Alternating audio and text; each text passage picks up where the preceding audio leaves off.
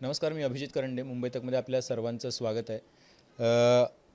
मराठी भाषेवरती हिंदीचं अतिक्रमण होतं आहे का हा प्रश्न आता विचारला जातो. त्याचं कारण असं आहे की हिंदी ही तृतीय भाषा म्हणून शिकवणार नाही असं आश्वासन सरकारनं दिलेलं होतं. आम्ही जी आर मागे घेऊ म्हणून सांगितलेलं होतं, पण आता सरकारने एक शुद्धीपत्रक आणलेलं आहे आणि त्यानुसार हिंदी ही तृतीय भाषा आहे, पण ती अनिवार्य नाही असं म्हटलेलं आहे. पण त्यासोबतच तुम्हाला जर दुसरी कुठली भाषा शिकायची असेल हिंदीच्या व्यतिरिक्त भारतीय भाषा, तर त्यासाठी 20 विद्यार्थी लागतील. म्हणजे हिंदीशिवाय इतर भाषा शिकण्याचा जो स्कोप आहे तो जवळपास 0% होऊन जातो आणि हिंदी तुम्हाला शिकावीच लागेल अशी व्यवस्था करण्यात आलेली आहे. अनिवार्य शब्द काढून सुद्धा तुमच्यावरती अनिवार्यता जी आहे ती लादण्यात आलेली आहे आणि त्याचा विरोध राजकीय पक्षांकडून पण होतोय. आपल्यासोबत काँग्रेसचे प्रदेशाध्यक्ष हर्षवर्धन सपकाळ जे आहेत. तुम्ही आज सकाळी म्हणालात की ही एका प्रकारे मराठीच्या छातीत सुरी खुपसण्याचा किंवा सुरा खुपसण्याचा हा प्रयत्न आहे, असं का वाटतं?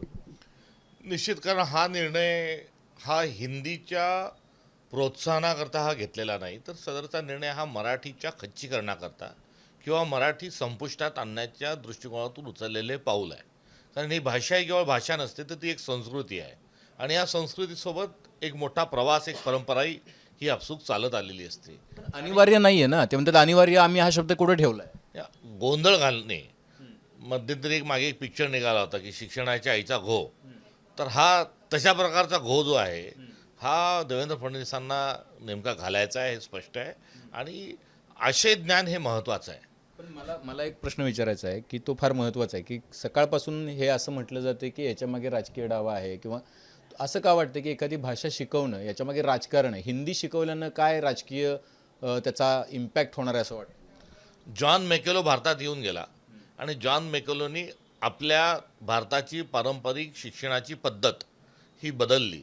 3Hवर म्हणजे हार्ट, हँड आणि हेड या 3Hवर आधारित भारताची शिक्षण प्रणाली ही मॅकेलोनी 3Rवर नेली आहे, रीडिंग, रायटिंग आणि अर्थमॅटिक. आणि यासोबतच मॅकेलोनी स्पर्धा लावली. त्यामुळे शाळेत पहिला कोण येतो ही स्पर्धा लावत असताना एकंदरीत शिक्षणाचं प्रारूप स्वरूप हे भाषा आणि एका शिक्षण तज्ज्ञांनी एक फार मोठा आघात, सांस्कृतिक आघात हा भारतावर यापूर्वीच केलेला आहे आणि त्याकरता त्यांनी शिक्षण पद्धती आणि भाषा धरून हा आपल्यावर केलेला एक आघात होता. तेवढाच खोलवर आघात आज जॉन मॅकेलो एवढाच किंबहुना त्यापेक्षा मोठा आघात हा फडणवीसांनी या अर्थाने केला आहे की शिक्षणाचं मानसशास्त्र आहे, बालमानसशास्त्र आहे, शिक्षणाच्या मेथड्स आहेत आणि कसं शिक्षण असावं या संदर्भामध्ये रवींद्रनाथ टागोर, विनोबा भावे, महात्मा गांधी एवढंच नव्हे तर जगभरातल्या अनेक तत्त्वज्ञांनी आणि प्रयोगशील असणाऱ्या शास्त्रज्ञांनी शिक्षणाची प्रणाली सुनिश्चित केली आहे आणि या प्रणालीला आज जगमान्यता आहे. आणि या जगमान्यतेसोबत भारताने पण स्वातंत्र्यानंतरच्या काळात वेगवेगळे आयोग गठीत केले, भाषा तज्ज्ञ आहेत. या सर्वांचा म्हणण्याचा जो आशय आहे तो हा आहे की प्राथमिक शिक्षण हे मातृभाषेत असावं, प्राथमिक शिक्षणामध्ये एखाद दुसरी भाषा असावी, 3 भाषांची कुठेही कोणी शिफारस केली नाही. किंबहुना तिसरी भाषा टाकणे म्हणजे हा मातृभाषेच्या सोबत केलेला जवळ होत असणारा कुठेतरी आघात आहे. माणसाला ज्या भाषेत स्वप्न पडतात, ज्या भाषेमध्ये माणूस विचार करतो त्या भाषेतच विद्यार्थ्यांनी शिक्षण घेतलं पाहिजे.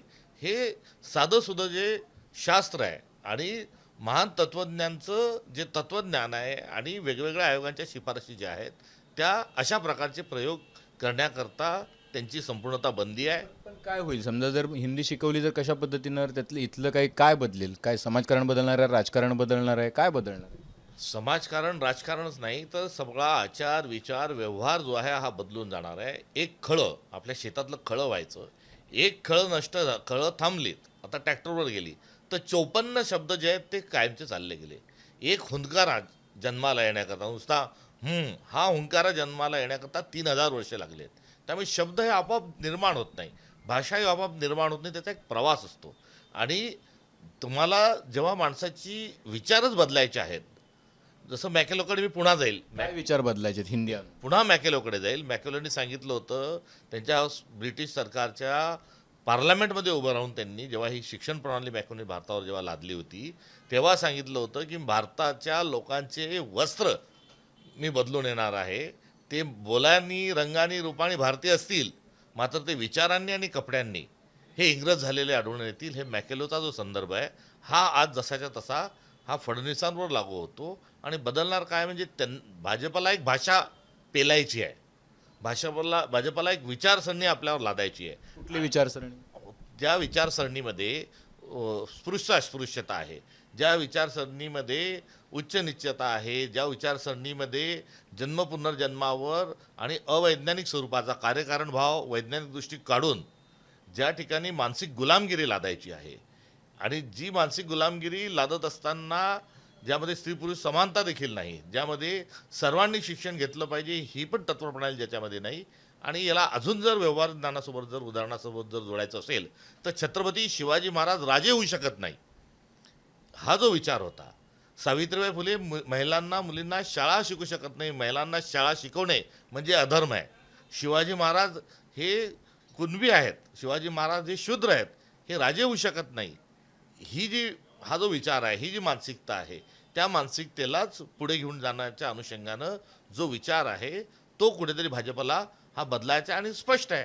कारण भाजप हे बंच ऑफ थॉट्स नावाचं जे पुस्तक आहे त्या बंच ऑफ थॉटच्या तत्त्वज्ञानावर भाजपची प्रणाली आहे. भारताच्या संविधानावर, शाहू फुले आंबेडकरांच्या विचारांवर, वारकरी संप्रदायाच्या तत्वावर, जय जगत विश्वशांतीच्या मुद्द्यांवर, आता विश्वात्मके देव देव ही ज्ञानेश्वरांची भूमिका ही त्यांना मान्य नाही.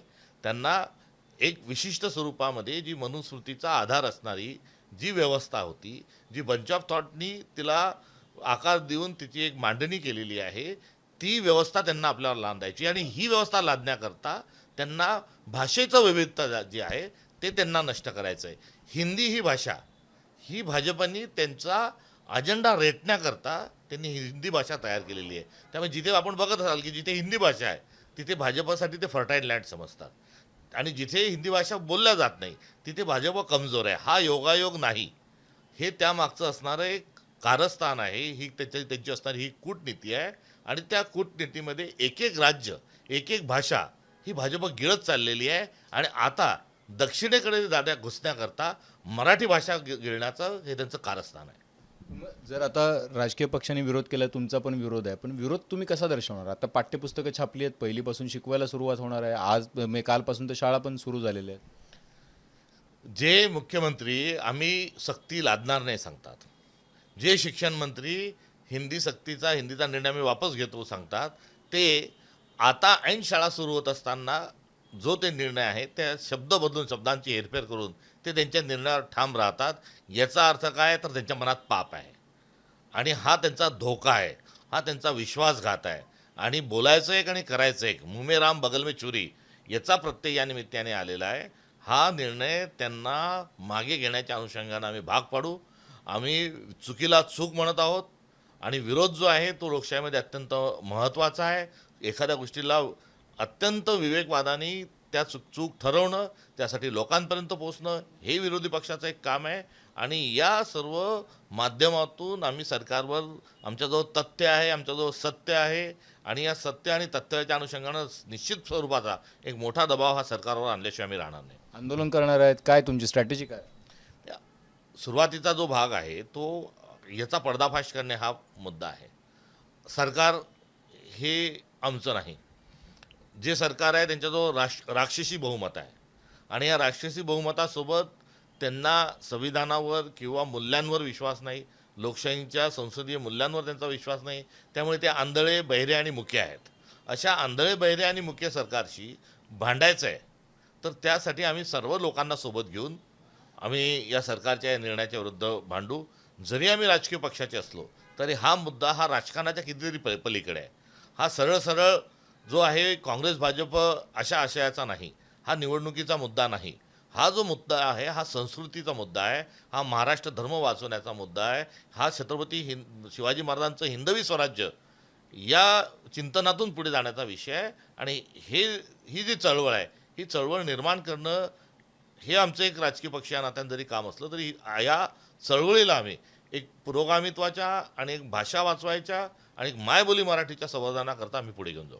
राज ठाकरेंनी पण विरोध केलेला आहे, तुम्ही ऐकलं असेल. ते म्हणाले की आम्ही कुठल्याही परिस्थितीमध्ये शिकवू देणार नाही. तुम्ही आत्ताच म्हणाल की हा काही राजकारणाचा विषय नाही आहे. त्यामुळे समविचारी तुमचे जे आता या मुद्द्यावरचे जे समविचारी पक्ष आहेत त्यांच्यासोबत घेऊन एक तुम्ही काही चळवळ उभी करण्याचा विचार करताय, तुम्ही भेट घेणार आहात राज ठाकरेंची, किंवा आता उद्धव ठाकरेंनी पण त्याचा विरोध केलेला आहे. तुम्ही सगळे मिळून, विरोधक मिळून या हिंदी सक्तीचा विरोध करणार आहात. या निर्णयाकरता हा मराठी वाचवण्याचा, महाराष्ट्र धर्म वाचवण्याचा आणि संस्कृती वाचवण्याचा हा विषय आहे. आणि या विषयामध्ये सर्वांनी आपापल्या शक्तीने, आपापल्या सामर्थ्याने आणि आपापल्या ठिकाणून याला विरोध केला पाहिजे. आपण केवळ राजकीय पक्षांचंच काय घेऊन बसलात. मला प्रत्येक नागरिकांपर्यंत, प्रत्येक सामाजिक संस्थांपर्यंत, प्रत्येक आध्यात्मिक परंपरा असणाऱ्या सगळ्या संस्थांजवळ हा विषय घेऊन जायचा आहे. एवढंच नव्हे तर माध्यमांनाही माझी विनंती राहणार आहे की आपण सर्वजण मिळून हा जो निर्णय आहे, हा राक्षसी जो निर्णय आहे, हा राक्षसी निर्णयाच्या अंमलबजावणीपासून आपण रोखलं पाहिजे. धन्यवाद हर्षवर्धनजी. तुम्ही सांगितलेलं आहे की ज्या पद्धतीने एक शिक्षण पद्धती ज्या वेळेला लादली जाते किंवा एखादी भाषा ज्यावेळेला येते त्यावेळेला ती मोठं आक्रमण तुमच्या संस्कृतीवरती, साहित्य, कला या सगळ्या भागांवरती करते आणि त्यामुळं त्याचं नुकसान जे आहे ते भविष्यामध्ये मोठं नुकसान मराठीला सहन करावं लागू शकतं.